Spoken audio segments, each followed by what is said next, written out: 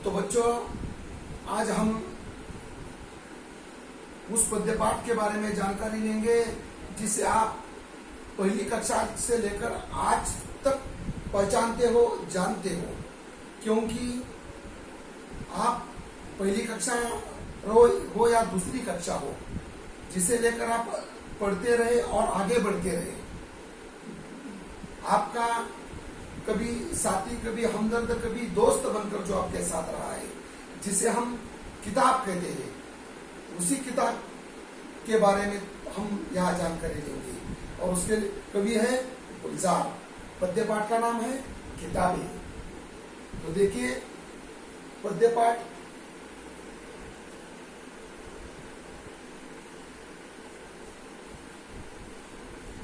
चार,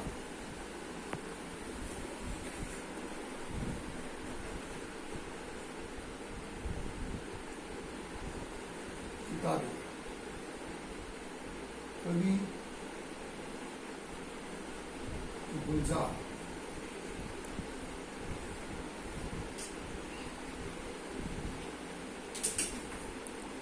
पद्य पाठ क्रमांक 4, कवि है गुलजार। तो देखो, सबसे पहले कवि का परिचय देखते हैं। कवि गुलजार जी का जन्म 18 अगस्त 1936 में दीना, झेलम जिला, पंजाब, स्वतंत्रता पूर्व में हुआ। उनका परिचय, गुलजार जी का मूल नाम संपूर्ण सिंह कालरा है। आप एक कवि, पटकथा, लेखक, फिल्म निर्देशक, नाटककार होने के साथ साथ हिंदी फिल्मों के प्रसिद्ध गीतकार है। अब ये जो कवि गुलजार है, इनका नाम आपने कई बार सुना होगा, जिन्होंने हिंदी गीत लिखे हैं। हिंदी फिल्म अगर आप देखते हो, टीवी पर देखते हो, सिनेमा बॉक्स में जाकर देखते हो, तो आपको गुलजार नाम सुनने को मिलेगा, जिन्होंने कई फिल्मों के लिए गीत लिखे हैं। और उन्होंने हमारे सामने ये पद्य पाठ किताब, ये किताब का महत्व बताया है। देखो उनकी कृतियां, मतलब उन्होंने जो जो भी साहित्य लिखा, वो पहला है चौरस रात, ये छोटी लघु कथा है उनकी। रावी पाठ, कथा संग्रह, अनेक कथाओं को मिलकर कथा संग्रह, अनेक कथाओं को मिलकर कथा संग्रह बनता है। कथा संग्रह देखो,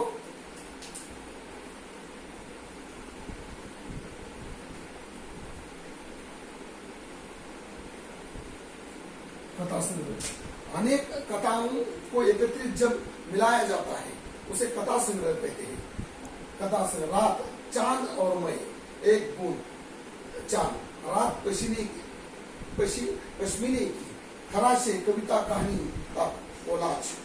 अब प्रस्तुत पद्य पाठ के माध्यम से, प्रस्तुत किताब, यह कविता के माध्यम से कवि गुलजार जी हमें क्या संदेश देना चाहते हैं, यह हम यहाँ देखेंगे। यह नई कविता आधुनिक संवेदना के साथ परिवेश के संपूर्ण वैविध्य को नए शिल्प में अभिव्यक्त करने वाली काव्यधारा है। मतलब यह कविता आधुनिक जो युग है, पुराने विचार और नए विचार, इन दोनों को साथ लेकर चलने की कोशिश करती है। प्रस्तुत कविता में गुलजार जी ने पुस्तकें पढ़ने का सुख, कंप्यूटर के कारण पुस्तकों के प्रति अरुचि, पुस्तकों और मनुष्य के बीच बढ़ती दूरी और उसे उत्पन्न दर्द को बड़े ही मार्मिक ढंग से प्रस्तुत किया है। अब ढंग मतलब तरीका, पद्धत, ढंग।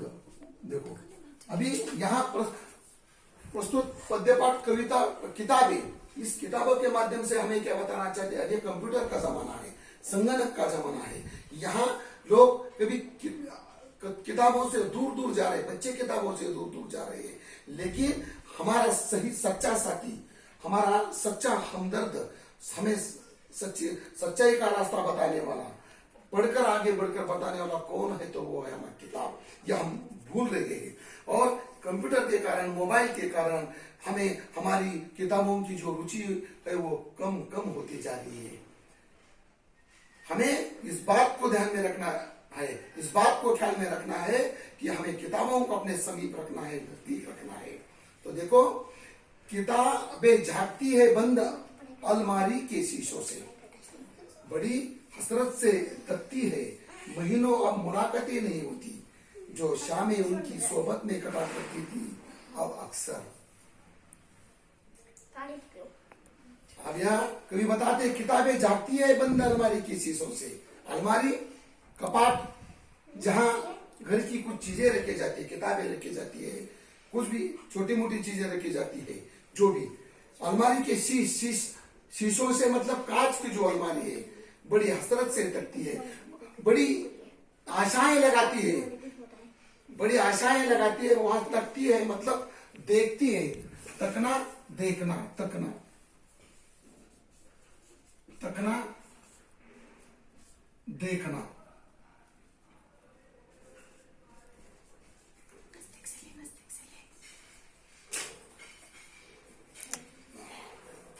बड़ी हसरत से, बड़ी आशाएं निर्माण करती है और वो हमारे तरफ देखती है। वो ये इस आशा से देखती है कि हमें बच्चों, मुझे अपने करीब लो, मुझे पढ़ो, मुझे समझो और मेरे माध्यम से तुम आगे बढ़ो। तो देखो आगे गुजर जाती है कंप्यूटर के पर्दों पर, बड़ी बेचैन रहती है किताबें। और बच्चे क्या करते हैं, रात में, दिन, सुबह हो, शाम हो या दोपहर हो, हर वक्त कंप्यूटर, हर समय वह मोबाइल का जमाना है। छोटे से बच्चे से लेकर बूढ़े तक, घर के जितने भी सदस्य, हर एक के हाथ में मोबाइल है। कोई कंप्यूटर पे बैठता है, कोई मोबाइल देखता है, कोई किताबों को करीब नहीं करता, किताबों को नजीक नहीं लेता। वो सच्चाई के रास्ते पर चलने को तैयार नहीं है, वो आधुनिकी की तरफ भाग रहा है। तो बेचैन रहती है किताबें। उन्हें अब नींद में चलने की आदत हो गई है। अब उन्हें नींद में चलने की आदत हो गई है। जो कदरें वो सुनाती थी, और पुराने जमाने में जो रामायण जिस किताब में लिखी है, हमने देखा है, महाभारत जिस किताब में लिखी है वो हमने पढ़ी है। आज लोग उनसे दूर दूर जा रहे हैं। न जाने क्यों इंसान सच्चाई के रास्ते पर चलने की बजाय गुमराह होते जा रहा है। कि जिनके सेल कभी मरते नहीं थे, वो कदरें अब नजर आती नहीं घर में, जो रिश्ते वो सुनाती थी। और अगर हम घर में घड़ी लगाते हैं तो उसके सेल खत्म हो जाते हैं। अगर हम कंप्यूटर लगाते हैं तो उसी के लिए घर में लाइट का होना जरूरी है। हर चीज के लिए कोई ना कोई जरूरत है, लेकिन किताब के लिए कोई सेल की जरूरत नहीं, कोई लाइट की जरूरत नहीं, कोई बड़े इंजन की जरूरत नहीं है। जैसे ही आपको पढ़ना है, आप किताब उठा सकते हो और उसे पढ़ सकते हो। वह सारी उधड़े है, बगा वो सारे उधड़े है। कोई सपा पलटता तो एक सिसकी निकलती, कई लफ्जों के माने गिर पड़े हैं। तो कोई अगर कोई किताब का कोई पन्ना पलटता है तो दिल से आह निकलती है। लफ्ज यानी शब्द, अभी वो शब्द गिर पड़े हैं, बिना पत्तों के सूखे टूट लगते हैं वो अब सब अल्फाज यानी शब्द। वो शब्द ऐसे लग रहे हैं जैसे कोई पेड़ हो और वो पेड़ को एक ही पत्ता नहीं हो, उसके पूरे पत्ते झड़ गए हो, बिल्कुल टूट की तरफ से लकड़ियां नजर आ रही है। बिल्कुल उसी तरह अल्फाज मतलब शब्द लग रहे, जिन पर कोई मानी उगते नहीं। ऐसा लगता है कि इस पेड़ पर अभी कुछ उगने वाला नहीं है, इस पेड़ पर कभी हरियाली नजर नहीं आने वाली है। बिल्कुल सुना सा खोया सा नजर आ रहा है। तो आगे देखो, जुबान पर, जुबान यानी जुबान पर जो जायका आता था, जो सपा पलटने का, जुबान पर जो जायका आता था मतलब किताब का पन्ना पलटने के लिए हम जिस तरह से उंगलियां जुबान पर तक ले जाते थे, अब उंगलियां क्लिक करने से बस। और अब उंगलियां किस काम आ रही है, कंप्यूटर का बटन क्लिक करना, मोबाइल के बटन को ऑन ऑफ करना, चालू बंद करना। मतलब किताबें खत्म होती जा रही है, किताबों को कोई हाथ नहीं लगाता, जबकि गुजरती है। बहुत कुछ तह बतह खुलता चला जाता है पर्दे पर। हम पर्दे पर देखते हैं, कंप्यूटर के माध्यम से देखते हैं, मोबाइल के माध्यम से देखते हैं, अलग तरह के किताबों से जो जाकी राब्ता तक कर गया। और रात हम किताबें पढ़ते थे, अलग तरह की किताबें पढ़ते थे, ऐतिहासिक किताबें पढ़ते थे, पौराणिक किताबें पढ़ते थे, अलग ढंग की कथाएं पढ़ते थे, जो हमें कुछ अलग तरह का मैसेज देते थे, संदेश देती थी। जिंदगी में इंसान ने कैसा जीना चाहिए, सही क्या है, गलत क्या है, हर किताब के माध्यम से हमें कुछ न कुछ संदेश मिलता है।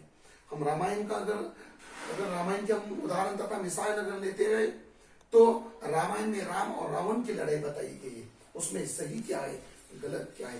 राम एक सच्चाई के रास्ते पर चलने वाला एक पुरुष है और रावण गलत रास्ते पर, और रावण की लड़ाई में राम जीत जाते, मतलब सच्चाई जीत जाती है। इसी तरह से किताब अगर हम महाभारत पढ़ते हैं, महाभारत में भी उसी तरह से नेचर, महाभारत में कौरव और पांडव की भी जो लड़ाई होती है वो लड़ाई नीति और अनीति की है, और उस लड़ाई में नीति का विजय होता है, अनीति पराजित हो जाती है। मतलब किताबों को जो अपने करीब करता है, जो अपने नजदीक लेता है, वह कभी जिंदगी में नाकामयाब नहीं होता। कभी सीने पे देखो, कभी सीने पे रख के लेट जाते थे, और जब शाम को हम पढ़ने के लिए किताब लेकर लेट जाते तथा सो जाते, लेट जाना सो जाना, सो जाते थे, तो पढ़ते पढ़ते पढ़ते पढ़ते नींद लगने लगती, और ठीक उसी तरह हम अपने सीने पर तथा अपने पेट पर लेकर उसे सो जाते थे। पता भी नहीं चलता पढ़ते पढ़ते कि हम कब सो गए। कभी गोदी में लेते थे, और कभी जिस तरह से हम अपने छोटे बच्चों को गोदी में लेती है, ठीक उसी तरह उस किताबों को कभी गोदी में लेते थे। पुराने जमाने में देखो, अगर आप पढ़ने के लिए लेते थे, पढ़ने के लिए किताब लेकर हाथ में लेते हैं, और तकिए पर सो जाते हैं किताबों को, और ऐसा, और जब नींद लगती है तो लेट जाते हैं और सीने पर ही लेकर सो जाते हो। कभी घुटनों को अपने रियल की सूरत बनाकर, और कभी घुटनों पर बैठ जाते हैं, उसे मंडी पर ले जाते हैं। अलग किताबें पढ़ने के अलग अलग तरीके, हर एक का अलग अलग तरीका है, हर एक का अलग अलग ढंग है।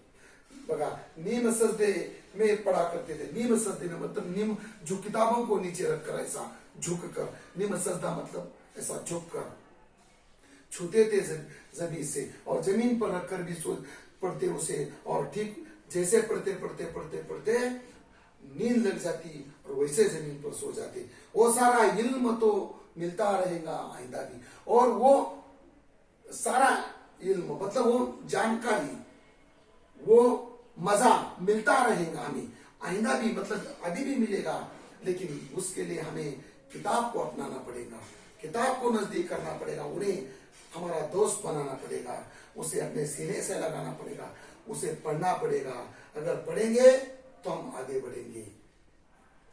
और देखो आखिरी कवि क्या कहते हैं, मगर वो जो किताबों में मिला करते थे सूखे फूल और महके हुए रुखे। देखो मगर मतलब लेकिन, वो जो किताबों में मिला करते थे सूखे फूल, पहले हम किताबों में फूल रखते थे खुशबू आने के लिए, महक आने के लिए, या एक बचपन में मजा आता था, अंदर हर पन्नों के पीछे कभी मोर का पर रख देते थे, या कभी कभी एक फूल का एक पंखुड़िया निकालते और उस पन्ने के पीछे छुपा रखते उसे, और उसकी महके हुए रुके मतलब रुके शादी में जो बांटे जाते रुके, उसे वो रुके महक मतलब खुशबू, महक का मतलब क्या है, खुशबू, उस फूल की खुशबू के लिए रखते थे। किताबें गिरने उठाने के बहाने रिश्ते बनते थे। आपने फिल्मों में देखा होगा, कभी कोई उस फिल्म की नायिका कॉलेज चलती है, नायक पीछे से आता है, उसके हाथ की किताब नीचे गिरती है, नायक उठा कर देता है। आपने देखा होगा फिल्मों में किस तरह से किताबें गिरने उठाने के बहाने और रिश्ते बन जाते थे, वो दोस्त बन जाते थे, हमदर्द बन जाते थे। आपने कभी कभी फिल्मों में देखा।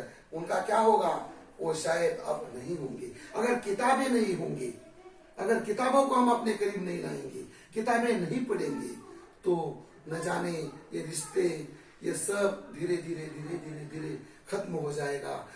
इसी कारण भाईचारा खत्म हो जाएगा, अपनापन खत्म हो जाएगा, और इंसान गलत रास्ते पर, मतलब इसका मतलब ये नहीं है कि हम कंप्यूटर को ना अपने, कंप्यूटर को भी हमें अपनाना है।